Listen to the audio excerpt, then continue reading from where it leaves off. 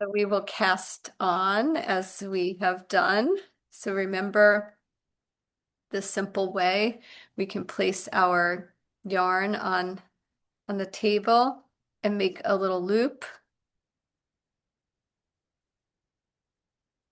And as you make the loop, you can lean the loop onto the earth. So let me try to get this so we can really. So you have your loop and then you lean the loop flat onto the earth. The reason I say that is because that underneath the earth is a little worm, and the mama bird comes flying down and grabs the worm. And then you have your first slip knot. That's how you do a slip knot. And then for casting on, we place the needle in the loop. We don't pull it very, very tight. We just, it's medium. And the way we're doing it in the simple way is bringing the yarn behind the pinky, behind the thumb, around so it's centered. So we have a railroad track. Then we take the nose of the needle over the top and into the middle, and then off. Pull. Do it again. Behind the pinky, behind the thumb. We make our railroad track. We bring the nose of the needle over the top of the track, into the middle, and then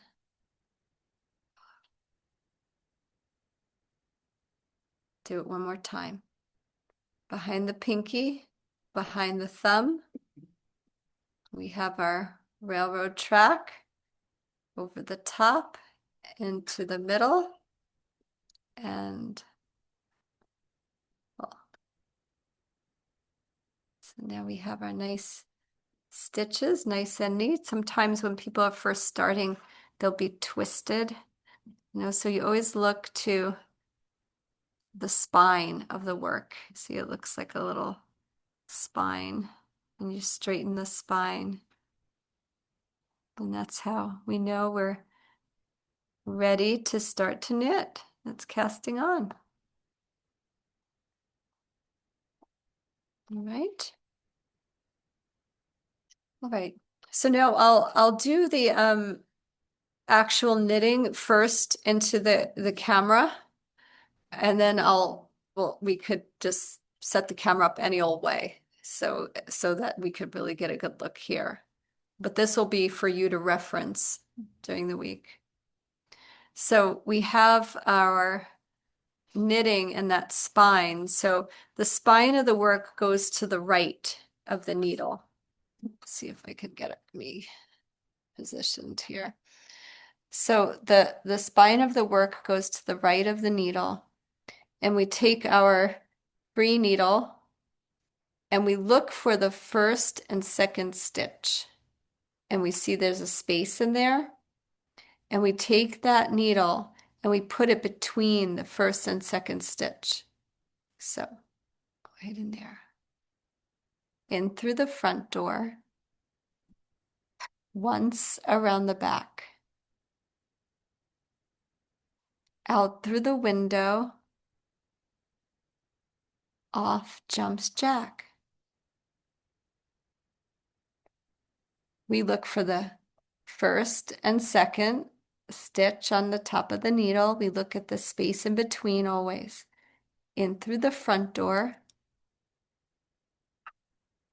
once around the back, out through the window, off jumps Jack. And again, in through the front door, once around the back, out through the window, off jumps Jack. The last stitch from underneath, in through the front door, once around the back. out through the window, off jumps Jack. And so we have our first row knitted. I'll do one more row. So now you start again. So it's always the right needle carrying the work, right? And so then we shift it, sorry, to our left hand, and we're bringing it back to the right needle. We're always taking the work from the left to the right. So you see how I hold this yarn? I hold it between my index and middle finger.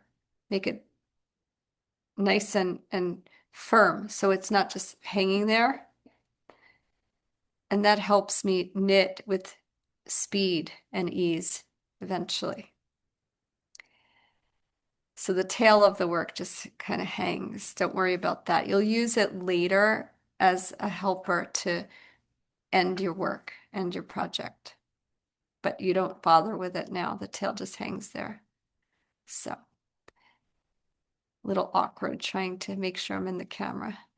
In through the front door, once around the back, out through the window, off jumps Jack.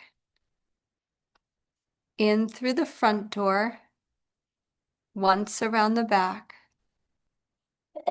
out through the window, off jumps Jack. In through the front door, once around the back, out through the window, off jumps Jack. In through the front door, once around the back, out through the window, off jumps Jack. Okay, so now we have our 2 rows done. Congratulations. Okay.